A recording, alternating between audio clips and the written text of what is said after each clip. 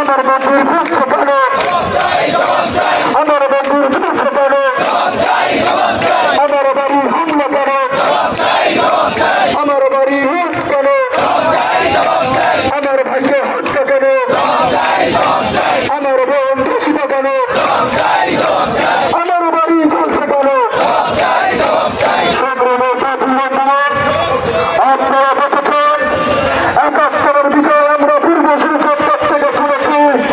আমরা সেই বিজয় পেয়েছি হিন্দু বাড়ি লুট করে, আমরা সেই বিজয় পেয়েছি হিন্দু মন্দির ঘুরে। কারা এই ঘটনা করেছে আমরা অনুরোধ করব যে সরকারি আসন এবং বর্তমান অভ্যন্তরীণ সরকারকে আমরা অনুরোধ করব আপনারা এর ন্যায় বিচার করুন। আপনারা যারা ন্যায় বিচার করবেন তাদেরকে সংখ্যালঘু সম্প্রদায় সমর্থন করবে। এই যে সরকারি থাকুক না কেন, কেনই আমরা বলির পাতা হব? বিগত 15 বছর আমার রেখে যাওয়া পূর্বপুরুষের সম্পত্তি অর্পিত করা হয়েছে। আমার পূর্বপুরুষের দেবভূমি, সেই সম্পত্তি সরকারি বাসভবন বানানো হয়েছে। আমার পূর্বপুরুষের রেখে যাওয়া সম্পত্তি দখল করে স্বৈরাচারী লোকেরা এখনো বসবাস করছে। আগামী দিনে সরকারি আসবে, তাদের কাছে আমাদের বিরতি হাত ছোট করে থাকবে। প্রথমে আপনাদের অনুরোধ করবো নয়, এটা সারা বিশ্বের দাবি। এখন আপনারা দেখেছেন সারা বিশ্ব একটাই কথা বলছে, প্লিজ হিন্দুজন, বাংলাদেশের হিন্দুদের নিরাপত্তা চাচ্ছে। এটা খুবই লজ্জাজনক। এদেশে কেন আমাদের এগুলো প্রচার হবে? অন্য দেশ কেন আমার অভ্যন্তরীণ বিষয় নিয়ে কথা বলবে? আমার দেশ, আমার মাটি, মা মাটি, এই দেশের স্বার্থে আমার পূর্বপুরুষে যেন রক্ত দিয়েছিল, 24-এর দিকেও আমার ভাইয়েরা রক্ত দিয়েছিল। তাই আমি বলব সকল প্রগতিশীল মানুষদের আমাদের পাশে আসতে এবং আমারও ঘোষণা দিচ্ছে বিবিসি বাংলাকে 24 ঘন্টা গতকাল আমরা প্রদীপ প্রচারের মাধ্যমে শহীদ মিনারের বসে আমরা ঘোষণা দিয়েছিলাম, আপনারা বিবৃতি দিয়েছিলেন বাংলাদেশে কোনো হিন্দু হামলা হয়নি, সংখ্যালঘুদের হামলা হয়নি। আমরা ধিক্কার জানাই বিবিসি বাংলাকে, ধিক্কার জানাই সনাতনী সম্প্রদায়। আজকের এই সূর্যের আলোর ভিতরে যদি আপনি বিবৃতি না দেন, আপনাদের বরকট ডাক দেওয়া হবে এবং সারা বাংলাদেশে সহজ তুলবেন সময়জীবী এবং যমুনা টিভি এবং যেসব মিডিয়া আমাদের পাশে এসেছে।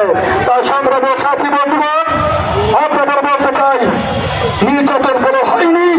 তাই আমাদের সেই প্রেক্ষাপটে আমার একটি মন্দির আক্রমণ করেছিল, সেই আক্রমণে মন্দিরের সেবায়তের কাছ থেকে আপনারা শুনুন কি হয়েছিল। রাজারবাগ বাসাবো মন্দির থেকে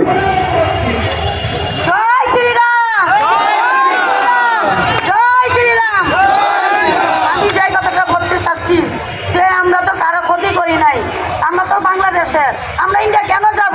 আমাদের বাংলাদেশ, আমরা এই দেশ ছেড়ে কখনো বাংলাদেশ ছেড়ে যাব না। আমি বলতে চাচ্ছি আপনারা যে গুজবটা ছড়াইছেন যে আমরা নাকি মিথ্যা কথা বলছি, কেন আমরা মিথ্যা কথা বলবো? আমাদের সম্পদ ভেঙে আমরা কেন মিথ্যা কথা বলবো? আমাদের তাদের সাথে কি শত্রুতা?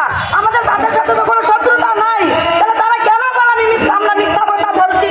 মন্দির ভাঙা হয় নাই, ঘর বাড়ি লুট করা হয় নাই, কেন মিথ্যা কথা বলতে যাইবো? আমরা মিথ্যা কথা বলি নাই।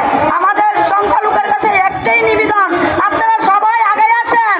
আজকে আমারটা ভেঙেছে, আপনারা আসবেন না, আবার আপনাদের যে ভাঙবে সেটা কি সিকিউরিটি আছে? আপনারা সবাই আগে আসেন। এই যে মিথ্যা গুজব ধরাইছে, এটা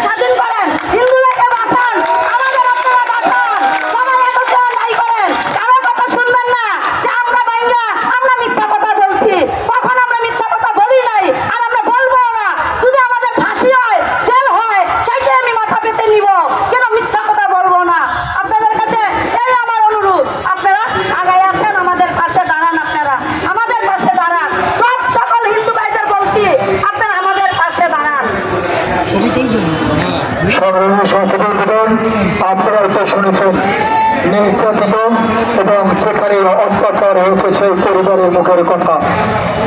এরপরে কেউ মিডিয়ায় কালোকে কালো বলতে পারবে না, এরপরে কেউ মিডিয়া সাদাকে সাদা বলতে পারবে না। আপনারা দেখেছেন এই স্বৈরাচার আমাদের ভিতরে অলরেডি ঢুকে গিয়েছে, বিভক্ত করে তারা এখানে ওখানে খণ্ড খণ্ড প্রোগ্রাম দিয়েছে। আপনারা বলবেন আমাদের সচেতন ছাত্র সমাজ হিন্দু জাগরণ মঞ্চ আমরা স্বৈর শাসককে সমর্থন করি এবং আমরা যারা আমাদের মন্দির পায়রা দিচ্ছে, যারা মন্দির পায়রা না দেওয়া লাগে সেই কুচক্রী মহল, সেই দালাল এবং সেই আমরা কথা বলবো লুটরাজদের বিরুদ্ধে এখানে দাঁড়িয়েছি। আমি বলবো সেসব ভাইদের আমাদের পাশে আসতে, আপনারা আমাদের পাশে আসুন, আমাদের অধিকার নিয়ে কথা বলার সুযোগ করে দিন। সংগ্রামী বন্ধুগণ, এই পর্যায়ে আমি আমাদের একটু ভাইকে কিছু বলার জন্য অনুরোধ জানাচ্ছি।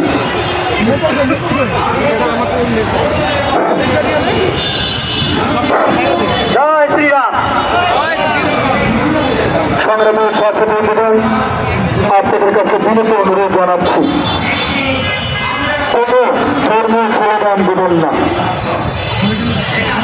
দেশটা আমাদের সবার। আপনি অসম্প্রদায়ের কথা বলছেন, ধর্মীয় স্লোগান দিয়ে কেউ অসম্প্রদায়ের কথা বলতে পারে না। অসম্প্রদায়ের কথা যদি বলতে চান তাহলে আপনার দেশের যে স্লোগান আছে সেটা দিন, আপনার দেশের কথা বলুন, আপনার ধর্মকে এখানে কেন নিয়ে আসবেন না। তা আমি সকলে দৃষ্টাকর্ষণ করছি। দেশের অভ্যন্তরীণ বিষয় আমরা কথা বলতে চাই না। আমরা এই দেশ মা মাটি আমার, তাই আমরা আমাদের হিন্দু জাগরণ মঞ্চ এবং সকল ছাত্র সমন্বয় আমাদের ঘোষণা, আমাদের বিশত্তর যে স্লোগান আছে সেই স্লোগান দেব।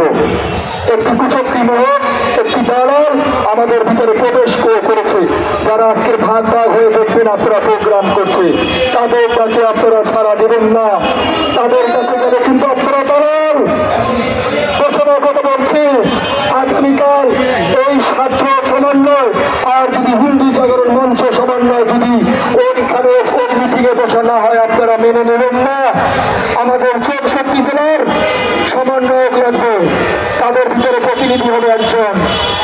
তারপরে এবং চট্টগ্রাম, খুলনা, রাজশাহী, রূপসর এবং রংপুর, সিলেট থেকে আমাদের প্রতিনিধি আসবে। আপনি ঢাকায় বসে এপ্রিলে বসে সিদ্ধান্ত করেন, কোনকে বসে দালালি করেছেন আর দালালি করবেন না। সন্ধ্যা শাসকের পাশ আছেন আর পাশ আছেন না। বিশ্বাস করে বলছি, যুব সমাজ কিন্তু মেরে নেবে না, ছাত্র সমাজ কিন্তু মেরে নেবে না। রক্তাক্ত সড়ক প্রায় 2 মাস সময় একটি জায়গায় বসে টাকার বিনিময়ে চিঠি দিয়েছিলেন। এই মেসেজটা বলছি দিন, আমি বলছি 40 লাখ টাকার বিনিময়ে ওই দালাল আর ওই হিন্দু ধর্ম প্রতিষ্ঠান তারা বিক্রি হয়েছিল। সেই রক্তাক্ত সড়ক আমরা বিচার পাইনি। সবাই মিলিগণ আমাদের এমপির আর বিচারের আওতায় দিনের কথা তারা পুরস্কৃত করেছিল। আমরা দেখতে চাই কোন অভ্যন্তরীণ ধর্মীয় স্লোগান আপনারা দিয়ে আমাদেরকে প্রদর্শিত করবেন না। আমি আবার অনুরোধ করছি আমার সে ভাইকে কিছু বলার জন্য।